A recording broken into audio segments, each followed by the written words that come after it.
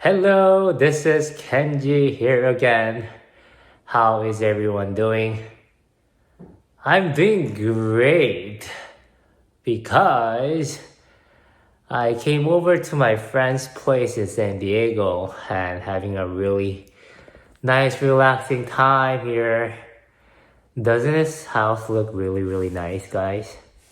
Man, I wish this could be my house, right? I've always dreamed of owning a house since I was young. But as you guys know, housing prices these days, especially in California, is not affordable for most people. Especially, I think, for a lot of millennials and Gen Z generations, owning a house is a pipe dream now, right? Anyways, in this video, I wanted to give you guys some updates in regards to my cancer treatment. For those of you who don't know, for those of you who is the first time watching my video, I've been diagnosed with stage 4 cancer, rectal cancer, since October 2024. So it's been a little over a year now since my initial diagnosis, and I've been going through cancer treatment since then. And I've done some conventional chemotherapy. I think I've done about 11 rounds of chemotherapy, followed by 25 sessions of radiation treatment. And the tumor in the rectum has shown some near complete response according to my surgeon, as well as the MRI result, which I did about a month ago, and they confirmed they was showing almost near complete response or complete response. So they're going to keep monitoring for any potential recurrence.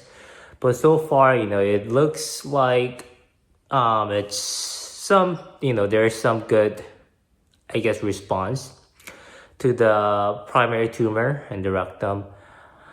So which is a good news for sure, right? So my surgeon doesn't want me to get a surgery yet.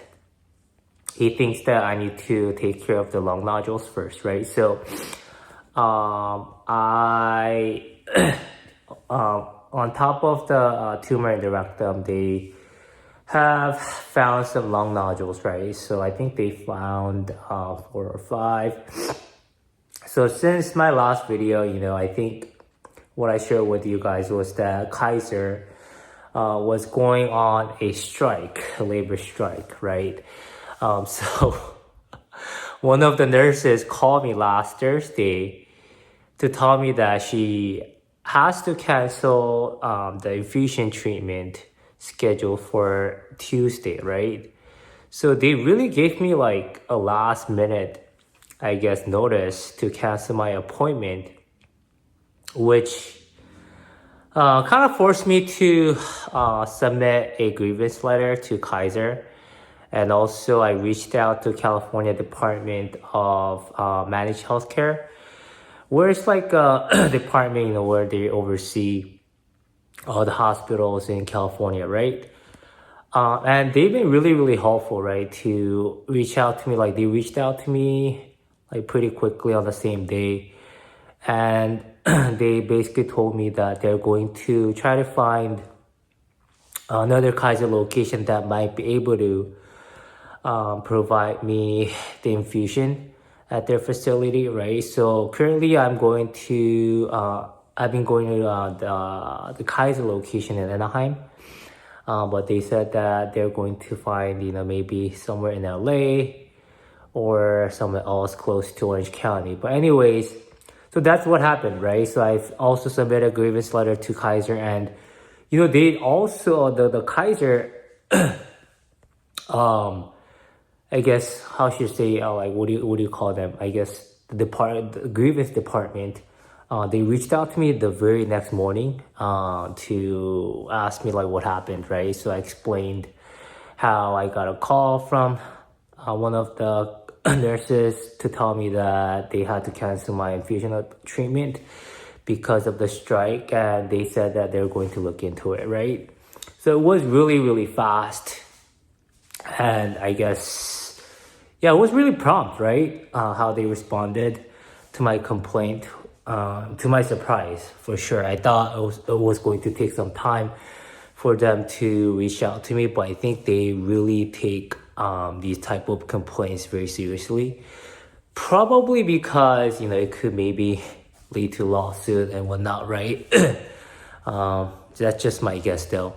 But anyways, so what happened though was that, so on Thursday I get a call from the nurse, right, to cancel my appointment. But on the next day, Friday, I get a call from the same nurse again to tell that morning, Friday morning, to tell me that she spoke with my oncologist, and she said that she got an impression that the reason why they wanted to hold off the infusion treatment was not necessarily because of the strike, but because of the next treatment plan that might happen. So she told me that oncologist actually might have me do an ablation. And for an ablation, they need me to be off the chemo, so the Avastin, the target therapy I was on. So they need me to be off Avastin, for me to be able to do the ablations, because one of the side effects of Avastin is the bleeding not stopping, right? So when the ablations, I think they kind of put a needle in your lungs to either to ablate, right? And there's always a risk for bleeding, and if the bleeding does not stop in the lungs, it's not a good thing. So that's what she said, but she told me how she's still unsure, but that was the impression she got, and how my oncologist is going to actually reach out to me that day to tell me exactly what happened. So now I was getting like a mixed information. So, were they canceling my appointment due to the strike, or was it just a part of the treatment plan, right? But I wasn't sure.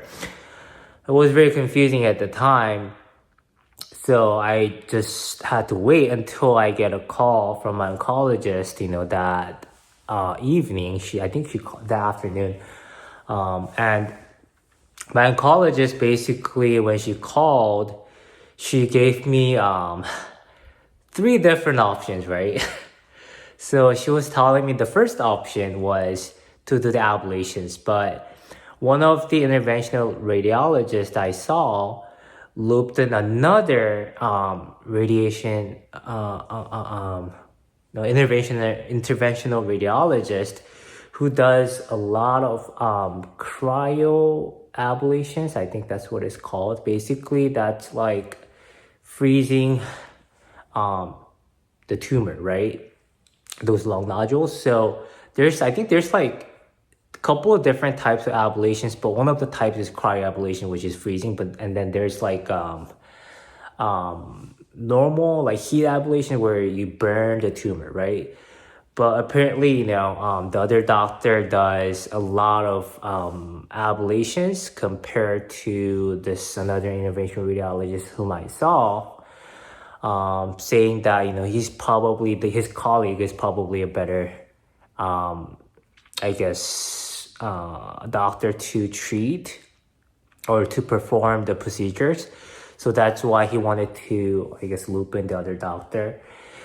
And so she told me that that's the first option. And the second option she offered was she spoke with the regular radiation oncologist and to discuss the possibility of doing an SBRT. right? Which is the more targeted type of radiation. And, this is the type of procedure actually my interventional radiologist recommended initially over doing the ablations because, it's supposed to be less invasive, right? Because you're not putting a needle in your body, it's not a procedure, it's radiation.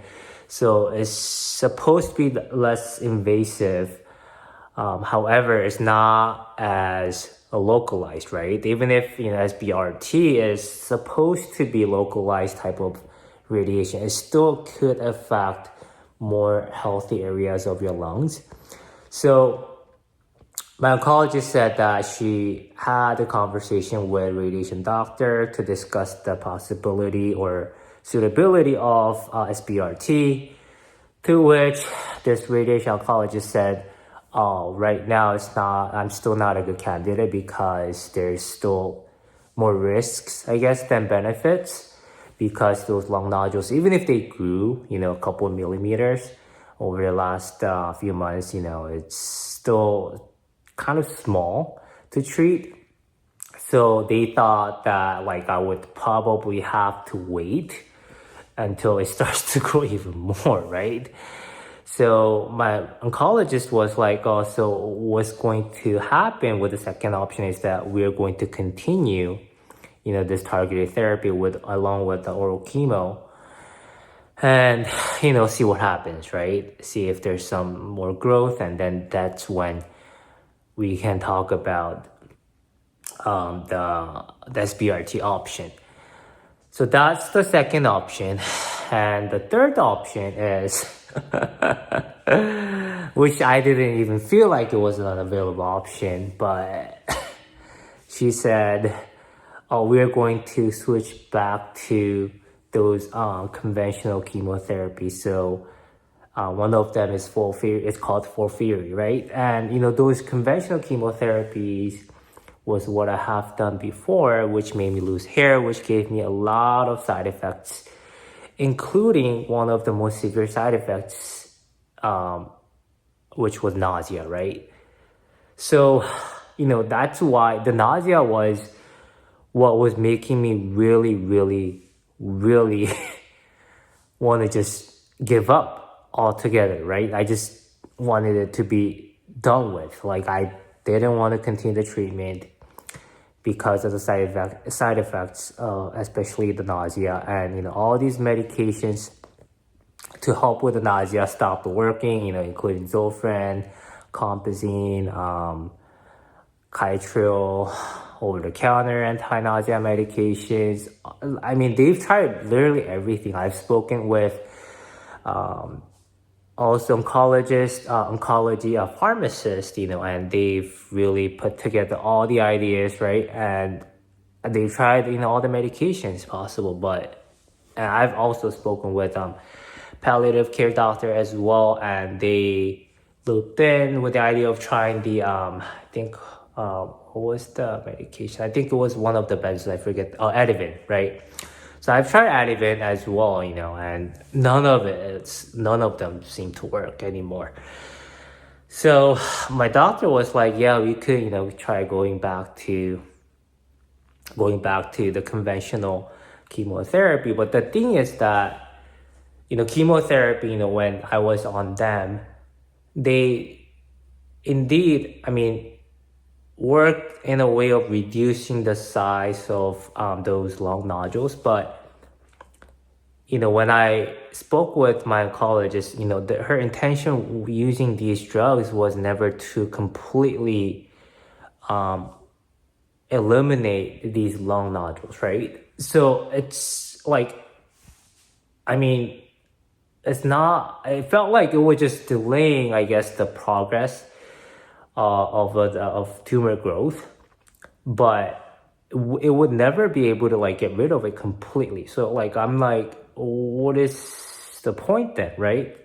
And if you're not going to be able to completely kill the tumor, what's the point, right? And while I'm undergoing all these side effects, I don't think it should have been even considered an option, right, for me at least, because like I said, I just can't handle the side effects anymore. you guys have seen how miserable I was like while I was doing the chemotherapy. One of the videos I recorded, I recorded while I was experiencing all these like side effects, and I was miserable, and I kept telling you guys I just want to quit, right? And I really meant it. It just felt like it wasn't worth for me to keep going. Like, what's the point of living like that, right? Just constantly in pain to, I guess, just to prolong my life. I don't know, just by a few months or maybe like a year or two. I just did not feel like it was worth it. And it wasn't like, oh, like you have to do this for a number of times and you're done, right? It was like indefinite times, right? There was no end to it. So after my oncologist, shared with me these three options, it was like a no-brainer for me, I'm only left with the first option, which is ablations, right? So I told her straight up, I mean, like I think ablation is the only option I can consider at this point. And, the whole point of, switching over to targeted therapy with oral chemo was to actually, to control or to have these lung nodules under some control so that I could be a good candidate for ablations, right? So that was the original plan anyway. So I just thought that I would just, be trying the ablations for now. So my oncologist was like, okay, like I will let, I let the interventional radiologist just know that you want the ablation. So their team is going to reach out to you to do, I think, the pulmonary test. So I still have to do, I guess, like some type of test to see if I could actually do the ablations, right? I think they are trying to check like my lung functions before the procedure to make sure that it's okay for me to, I guess, do the ablations. And another thing is that since there are like 4 or 5 different spots like across my lungs, there's like couple in the left and couple in the right. So they told me that I will have to do 4 separate procedures, right, over like the next few months, which is I'm like, oh, why can't they do it like all at once, right? But I think it's just more risky that way if you try to do it all at once. That's why I think they try to spread it out, right? So guys, that's where I'm at. Still, I guess, at least like now I know like ablation is the option for me, right? So I guess there's less confusion now in terms of my treatment options. So I guess that's where I'm going with. And thanks for all your support again, and I will see you in the next video. All right, take care. Bye.